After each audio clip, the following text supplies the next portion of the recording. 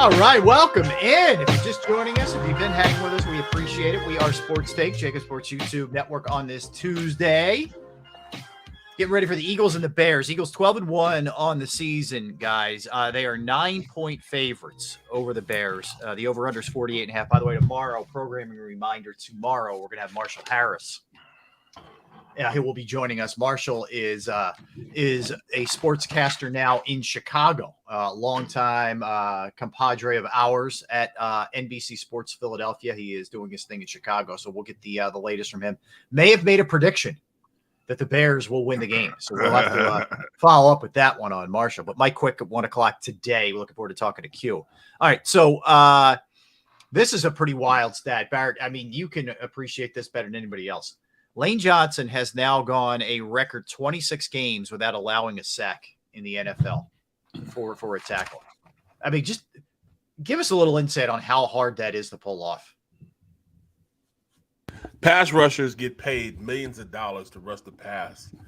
And for him, with the level of competition that he's going against week in and week out, is unbelievable. I mean, it doesn't matter. His technique, his aggressive nature, how he's able to play is unbelievable, man. He's 1A with the best, not just tackles, but offensive linemen in the league right now. There's only one person I know that you could put yin for yang with him, and that's Trent Williams from San Fran. Mm-hmm. Everybody else is a distant second. He is so good that you don't have to worry about even sending a chipper or leaving a tight end his side. You need to help. And that's something that, you know, from an offensive standpoint, it's unheard of to be able to not worry about a guy. Just set him over there. All right, you be you over here. I'm gonna help everybody else out. That's how good he is. Yeah. I mean, to do it week in and week out, like with that level of consistency, is unbelievable. I haven't gotten any updates on the abdomen issue with him. If we do, we'll pass that along. No news is good news. Yeah, right. Yeah, you would think, that's for sure. So that I throw that out there. A little fun fact. The other thing is, the Eagles have a pretty good shot, guys, at breaking their all-time sack record, which is 62. They have 49 right now. On top of that, the other crazy thing about that is you have Reddick already with 10. Brandon Graham's just a sack and a half away from 10. Hargrave has 8. Sweat has 7.5. Even Fletcher Cox has 6. Now, is it likely that you get 4, 5? Probably not to get in double digits, but it's not out of the question. And this is coming off a team that had 29 all of last year and was the second worst in the NFL at getting to the quarterback. That's another area where they have just gone through the roof in terms of improvement. You still got to play Dak. Dak's going to take a couple of sacks. You still got to play Justin Fields this week. He's been sacked 40 times this year. Yeah, I mean, he's elusive, but he holds the ball long and doesn't always know what he's looking at, so you can get him. Exactly. Yeah. You got Andy Dalton, who's a statue. He's gonna take sacks. You'll get Daniel Jones again. He just got 7 times. I can see them. I could definitely see him getting. I mean, how many they have in the last 5 games? 20-some sacks. Yes, 35. I want to say. Hold on. They have had. All right, so the over the last 7 games they've had 32 sacks. They're averaging 5 a game. I'm sorry, 32 over the last 7 games. Yeah, so a pretty high number. Pretty high. Even if they sit the regulars their final game against the Giants, which could be meaningless, their backup should be able to get to Daniel Jones at least 3 to 4 times in that game. Mm-hmm. At least. Yeah. You know, and that's the other thing. Every area they needed to improve in, their passing game has improved mightily. Their sack totals, their takeaways, they're first in the league in takeaways. They've improved everything such an unbelievable amount. You know, they have 24 takeaways, which is first in the league, 15 interceptions, 9 fumbles. It's crazy. Dude, and I can't believe there's still people that doubt Gannon, that don't want to get on the Gann wagon. I don't either. I don't get it, man. It's a shame. I feel bad for them. You know what I mean? I pity the fools who don't want to get on the bandwagon. Absolutely. It's a shame. You know, Derek, we tried, man. Can only lead a. It's like me not eating fish, not eating fried catfish. You know what I mean? It's the same thing. Very similar. You're missing out. I tell you what. When you try fun. fried catfish, I'll consider it a wagon. We have some on the Gann wagon. We're serving it up. Yeah, it's gonna be good. You do? I know. Unless I see you eat it, fake news. All right, I got to see you eat it. We'll see what happens. Now, look, I think it's a combination of things. When you bring in quality players like Reddick and you bring in Kaiser White and you bring in C.J. Gardner-Johnson, you bring in Bradbury, collectively as a unit, you're going to get better as a defense. There's no question about that. But they are being coached up well. And I think that I think the other thing that really helped the defensive line, the sack tick really went up when they got Sue and Joseph. Yep. And added good players like that who give other players a bit of a breather sometimes. I think that's helped a lot. Well, when you have guys like that, they're not necessarily going to get sacks, but what they do is they collapse that pocket. Right. Allow others to do can't just step up and throw it with your pass rushers on the outside. Yeah. Hassan Reddick has also got the other side eaten because he's so quick and so fast off the ball that he pressures the quarterback fast, and the quarterback, feels threatened. He's going to fade to the left side. And now you have BG and Sweat there sitting there waiting on him. It's impressive, too, with Reddick. He's gotten double-digit sacks now, 3 straight years, 3 different teams, 3 different coordinators. So, I mean, this wasn't some flash in the pan where he had a good year the last year in Arizona or in Carolina last year. It's been Arizona, Carolina, now the Eagles. This guy's a legit double-digit sack guy every single year now. He's figured it out, and they figured out how to use him. That was one of my great fears coming into the season, was that the Gannon wouldn't utilize him to his strengths, and he looked like the guy that the Cardinals initially drafted, who looked like he may be a bust. Well, they figured it out. Remember, I was saying all through the during preseason, everybody kept saying, "Oh, Gannon's got to figure out a way for Hassan Reddick to get free, to get loose." I'm like, no, that's not how you do it. You put him on one side and let him rush. Whatever you do, don't worry about lining them up in these exotic places, from depth, and have him come and pick somebody to get some. No, just line him up over tackle and let him eat. Mm-hmm. That's how he plays. Mm-hmm. He's good enough that he's just going to beat the guy up front, in front of him. He is a defensive end. He is not a linebacker. Yeah. You know what I'm saying? Yeah. So yeah, I mean, it was all this hold up because he's small, right? Wasn't that right? Like, who cares? Obviously he's figured it out. That's what he does. It took him a while to get going, but the last 5 games, he's really started to take off. It really started to take off. They just, what? Hey, man, look, do what you do. Just do. And the fact that he's has double-digit sacks with 3 different teams in consecutive years, that's phenomenal in itself. I mean, from Arizona to Carolina to here, that's phenomenal in itself. So you're right. He's a pure pass rusher. And maybe initially, Gannon was trying to experiment with him to figure out what best suited him. Mm-hmm. Dropping him back in coverage is not his forte. Right. He is, there's a whole lot of players in the National Football League right now that are paid just to attack. They may have deficiencies elsewhere, but they are paid to attack. That's what he's paid to do, to attack. Yeah. And that's what keep attacking. And he's done that. And he's done. It's not just against the pass. It's against the run too. He has set the edge. He's playing, man. He's playing at a high level. And he's making others play at that high level also. Mm-hmm. It's a race to the quarterback. And Sweat is tit for tat with him. Sweat's like, look, I can no longer sit back and let him get all the hype. You know what I'm saying? I got to go get me some of this. Yeah. Mm-hmm. Yeah. Well, we got to talk about Brandon Graham and what he's doing now. And I know Gunner, you've had him as a gun on one, and we've had him on the show, and right. Walter Payton, Man of the Year choice for the Eagles. But amazing at 34, coming off an Achilles too. To be at 8.5 sacks right now. He had 9.5 in 17. He's only 1 sack away from that. Played 29 snaps Sunday and got 3 sacks. You talk about productivity.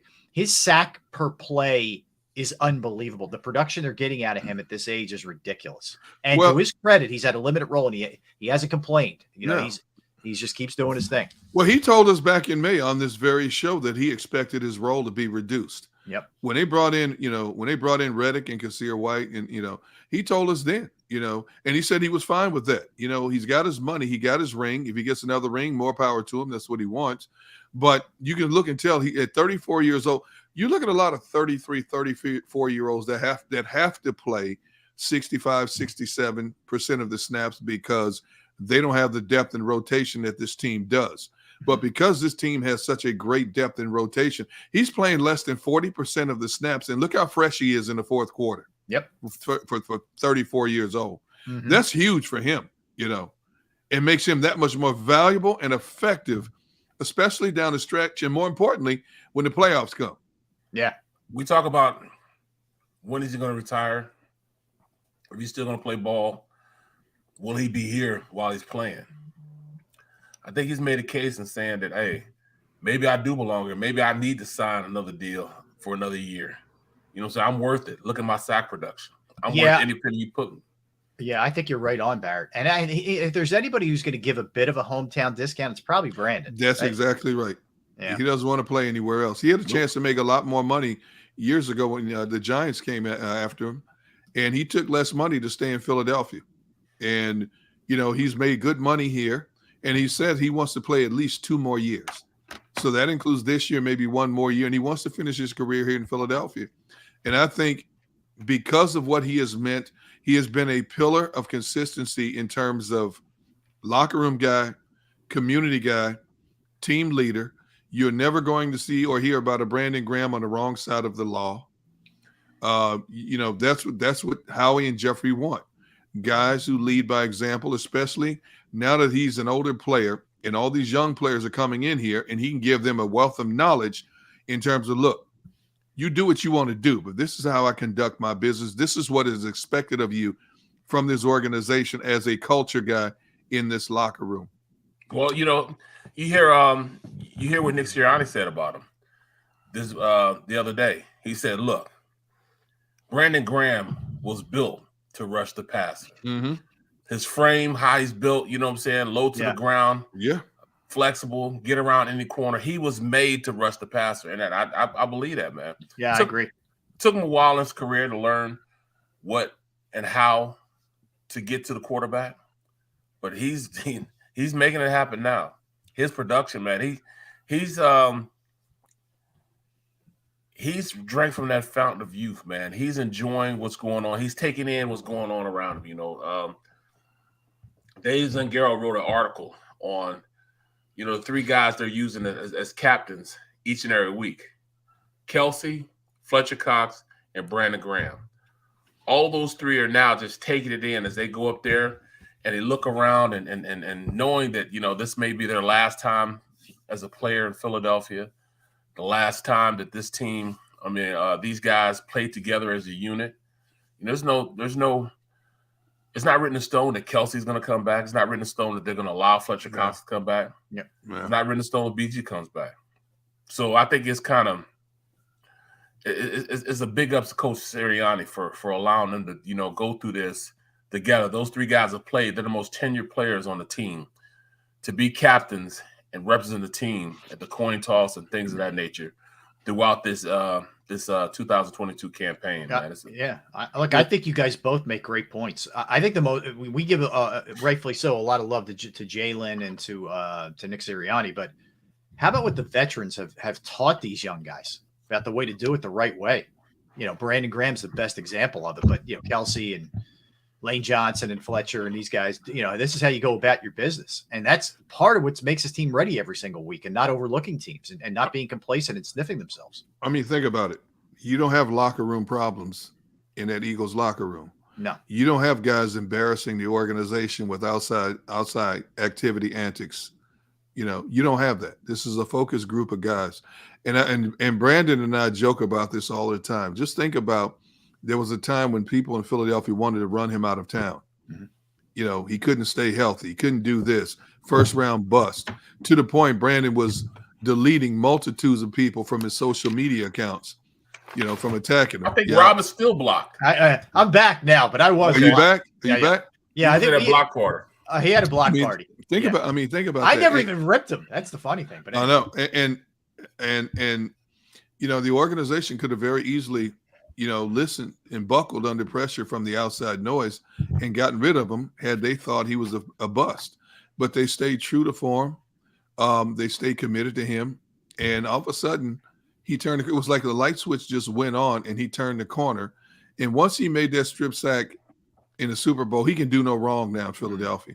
I agree. You know, if he didn't have any sacks this year, he would still be well sought after for a lot of different things in this city because of his personality, that infectious smile. That one play in the Super Bowl has defined the love for Brandon Graham in this city. It's unbelievable. Yeah, and it's not often that there's justice in sports. You know, it's not always happy endings. But if there's ever a guy who deserved that play for that organization at that time, it's Brandon Graham. Absolutely. Right. You know, I mean, it really is. It could not have happened to a more deserving and better person to represent the team. Honest to God, I'm thrilled that it was him. Me too, man. That whole play was like a blur. You're like, wait, ball's loose. Derek Barnett picked it up, and it was magical, man. It really was. I hope the city can get another one and enjoy that, have that kind of moment again. I really do. It would be awesome. But I'm glad he's still here. I'm glad there's still a few holdovers from that team. There aren't as many anymore, but he's definitely one of them, man. You know, I'm trying to think who's left. So he's left. Fletcher's left. Lane Johnson's left. Kelsey. Right. That can't be it, right? Let's see. It might be it. Wow. Brandon Graham. Barnett technically. Barnett's on the team. Barnett is on technically, the team. yeah. Okay, there's 3. Kelsey and Lane. That's 5. We missing anything obvious here? Let me see. My goodness. Jeff Stoutland. Yeah, right. Yeah, a couple coaching holdovers. Yeah. You know. But that's it, I think, from players. Yep. Wow. That's how fast it changes. Sayamalo, right? He was a backup. You're right. Yeah, that's crazy. Good call out of Philly. Wow. Philly Ian. Yeah, that's it. Oh, Jake Elliott. Good work out of Spa City Shop. That's a good call. Yeah, right. I mean, that's amazing. But just think about it. 5 years from now, this team's going to look completely different. Absolutely. You hope Jalen Hurts is still here. All right, you look at your crystal ball. Let's have a little fun with this. Who's still here in 5 years? Let's see. Jalen Hurts. Devonta. Jeez, that's a good question. Devonta Smith. Devonta. Lane Johnson will be retired by then. Kobe Dean. Wait, 5 years from now? Yeah, that depends. And Davis will be here. Davis. 5 years from now. So they're all in a rookie contract, which means Davis has that 5th-year option. They may implement that 5th-year option on him then. Kobe Dean. Who knows? Depends on how he excels up the ladder. He could be a big money free agent. He could price himself out of the Eagles market. You never know at that point. Possible. Of course, then again, according to the way the salary cap keeps going up, it'll be a lot more money to play with then also. Wow, 5 years from now. The center, the rookie center. Yep. Yeah, Cam Jurgens. Ooh. Maybe Landon Dickerson. Maybe. Point is, there aren't going to be many. He might be your starting tackle by then. Anything's possible, at this point. But yeah, it's especially in that league, the turnover's so quick. It is so quick, and it is so different. Even off of that 17 team, a lot of guys left after that year, and a lot of guys were gone the next year. Like Chris Long played one more year, he was gone. But there were a few guys who left right after that season ended, right? I mean, Torrey Smith wasn't back, I don't think, right? He was a one and done. No, he was not. There were a bunch of guys. Yeah, amazing, right? Both quarterbacks gone. Coach is gone. I'm curious to see how many holdover from this team just to next year. You know, we're talking about 5 years, just next year. What is the mindset? You already know how he's behind closed doors, calculating on a chalkboard. Mm-hmm. Can we fit him in? What is he going to cost us? Because guys like Bradbury playing at a Pro Bowl level. Yep. Reddick is still under contract. Kazir White. Is it a given that Nakobe Dean is just going to take over, or do you want to keep that depth? Right. Is it a given that TJ Edwards is going to be back here? Since he's put himself in a different financial bracket because of this season, it's going to be interesting to see what Howie does. Now, if Howie finds a way to bring them all back, I wouldn't be surprised one bit, because Howie sees things in the cap that most people don't, especially us on the outside looking in this city. Mm-hmm. But that's a lot of money you got to play with. And it starts at the top. The top of the pyramid starts. How much are you paying that quarterback, and then trickle down to the rest of these guys? Yeah, it'll be fascinating. All right, so let's step aside. We'll come back. Mike Quick is going to join us. We'll get Mike's thoughts on Jalen Hurts, on how the receivers are doing, this offense, this defense. We're going to hit everything super nuts with Mike when we come back. So you don't want to go anywhere. A little later in the show, we will dip into our NFL segment, which will include a little buy or sell playoff, an update from last night's game, some bad injury situations. We'll also pay tribute to college coach lost way too soon. We will do that as well. So don't go anywhere. Barrett Brooks, Derek Gunn, Rob Ellis. We are Sports Take, JAKIB Sports YouTube Network, hanging out with you on this Tuesday. All right, I want to tell you about Pro Action Restoration. I talked to Mike McIntyre today, in fact, the man who runs the show, and they are just helping people out all over the Delaware Valley, all over the country. Whatever it takes. There's any kind. They were in Florida for a long time after we had some of those nasty storms, but they are the best in the business. And if you have a home, you have a business, you have a property, and you've gone through the inconvenience of water, fire, smoke, mold damage, you name it, you know how trying that can be. And they are prepared and they are ready for your call 24 hours, 7 days a week if you're having any problems. I went through it on a Saturday. The crew got over there. They fixed the problem. They diagnosed what was going on. They cleaned it up. The price was reasonable. It was a great relief in a lot of ways. They are licensed, bonded, fully insured. They've been serving the tri-state area for more than 2 decades. Pro Action will work in conjunction with your insurance company also, which is key. Again, water, fire, smoke, mold damage, you name it. They can handle it. Give them a call, 610-623-3760, 610-623-3760, or online, proactionrestoration.com. That's proactionrestoration.com. Post-game show with Seth Joyner. I knew that they had a running game. Derek Gunn. He has put in the effort. Devin Caney. Had we not won the Super Bowl, what would we be saying? And Mike Missinelli. Well, you know who Philly is. Post-game, now streaming on the 6ABC family of apps.